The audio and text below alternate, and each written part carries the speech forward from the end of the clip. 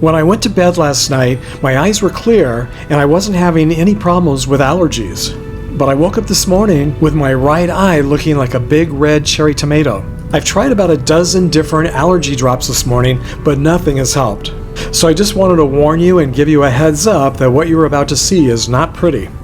Hey everybody, Steve here at Valhalla Cemetery in North Hollywood once again, and today I'm here to find a couple of grave sites of African American actors who appeared in a number of Three Stooges films. I know of at least 3 who are buried here at Valhalla Cemetery. I'm not sure I'll be able to find them. I've actually been here for a while looking for the gravesite of one of them, and I did find his gravesite. Actually pretty close to my car, but the GPS was off and it took me about an hour to find his gravesite. But sometimes that happens, so I've at least visited one of their gravesites, and I'm hoping to find the other 2 before I leave. Some of you Three Stooges fans will probably remember that at one point, Mo Howard wanted Mantan Moreland to become one of the Three Stooges, but Columbia Pictures vetoed the idea, and the role went to Joe Besser. And Besser is laid to rest at nearby Forest Lawn Memorial Park in Glendale, California. Moreland appeared in more than 125 films during his career, and only a couple of the Three Stooges films. But it's pretty interesting to think of the Three Stooges with Mantan Moreland instead of Joe Besser. Moreland died from a cerebral hemorrhage on September 28, 1973, at the age of 71. He died in Hollywood, and he's laid to rest here at Valhalla Cemetery in North Hollywood in the Graceland Section G.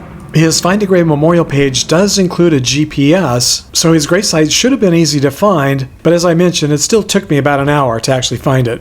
On the other side of the street, a little bit closer to the east end of the cemetery, in Section E, is the gravesite of actor Sam McDaniel. Sam was the brother of Academy Award-winning actress Hattie McDaniel. He was born in Wichita, Kansas in 1886 and got his start at an early age performing in minstrel shows before he decided to move to Hollywood in the 1920s. And as fate would have it, his sister Hattie decided to join him. During his Hollywood movie career, Sam appeared in more than 200 films, including 5 Three Stooges shorts. And even Sister Hattie appeared in a couple of the Three Stooges films. Sam died in nearby Woodland Hills, California on September 24, 1962, at the age of 76.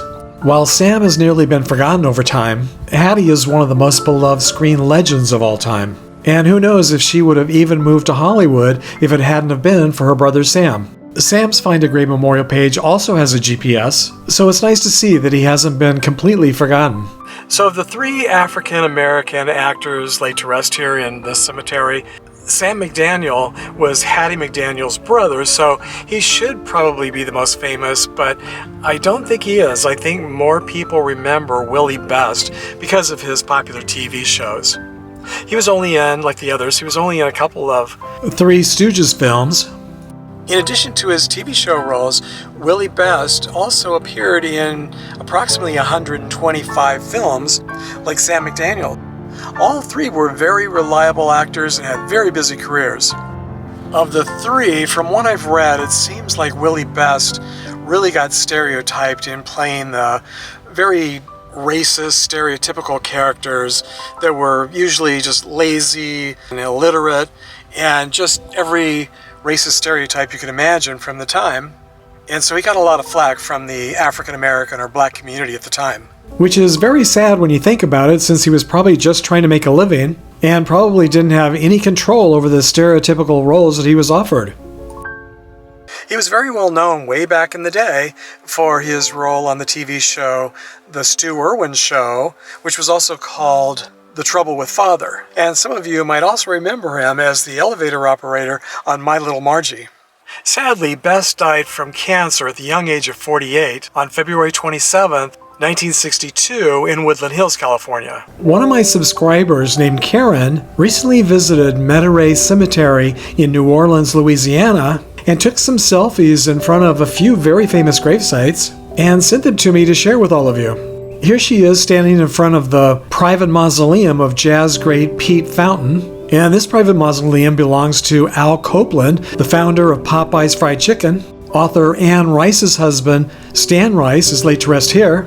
And this is the pretty impressive private mausoleum of Sidney Bestoff III, who is the founder of K&B Drugstores in the Gulf region. Thank you, Karen, for sharing your visit with us.